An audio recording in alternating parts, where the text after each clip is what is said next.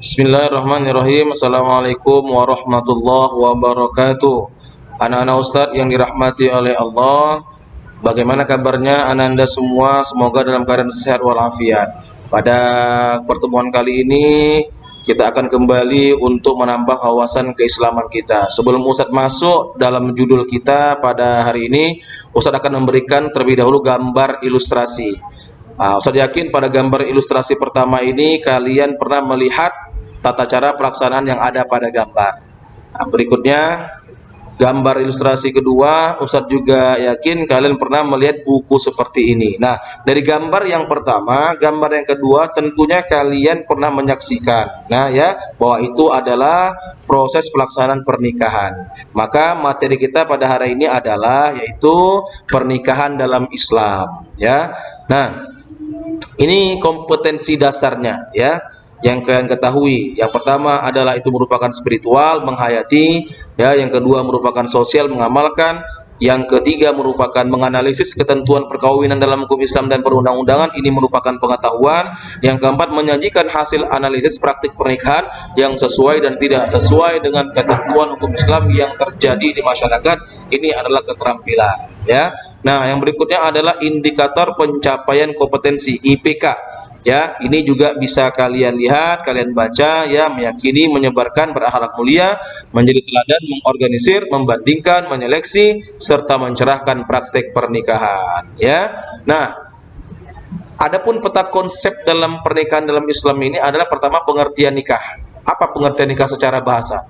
Yang kedua, apa pengertian nikah menurut fikih? Yang ketiga, apa pengertian nikah menurut undang-undang, ya.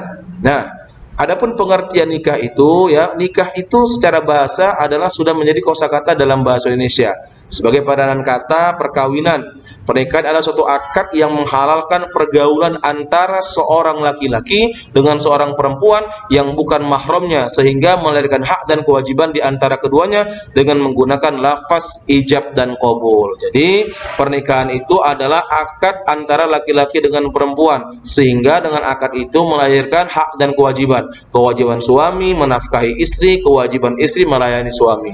Nah, dalam pengertian yang luas, pernikahan merupakan ikatan lahir dan batin yang dilaksanakan menurut syariat Islam, ya, antara seorang laki-laki dengan seorang perempuan untuk hidup bersama dalam satu rumah tangga guna mendapatkan keturunan. Jadi tujuan selain tujuannya itu adalah mendapatkan keturunan, yaitu tujuan pernikahan, ya. Nah, nikah dalam fikih. Nikah dalam fikih itu maknanya adalah an-nikah wa 'aqdun yatadammanu ibahata wata'in bilafzi inkahin aw tazwijin aw tarjamatihi.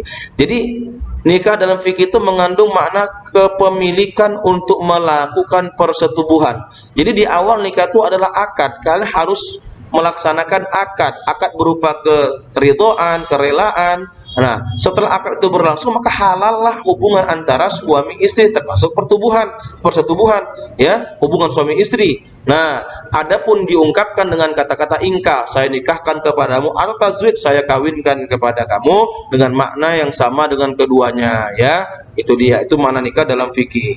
Sementara makna nikah dalam undang-undang adalah undang-undang perkawinan pertama, ikatan lahir batin antara seorang pria dengan seorang wanita sebagai suami istri dengan tujuan membentuk keluarga yang bahagia dan kekal berdasarkan ketuhanan yang Maha Esa. Jadi tujuannya adalah, ya, tujuannya untuk apa pernikahan itu? Untuk membentuk rumah tangga berdasarkan ketuhanan yang Maha Esa.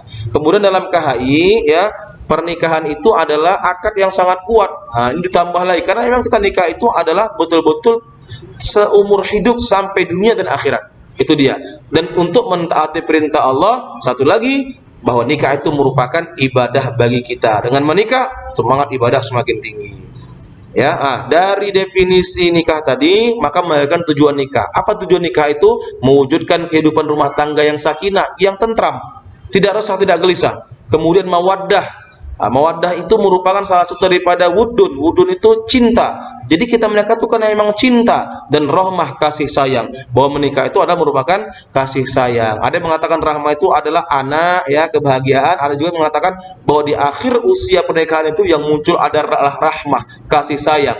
Kalau bukan karena rahmah, maka sudah banyak orang yang bercerai. Itu dia ya. Nah, dalam pasal 4 pernikahan sah bila dilakukan menurut hukum Islam. Jadi kalau tidak menurut hukum Islam, maka orang Islam yang menikah itu tidak sah. Dan usah dirahmati Allah, ini saja mungkin ya materi pembelajaran tentang nikah dalam Islam. Ustaz harapkan kalian paham dan bisa kalian menjelaskan secara baik bagaimana pengertian nikah dan tujuan nikah tersebut. Ustaz akhiri, Assalamualaikum warahmatullahi wabarakatuh.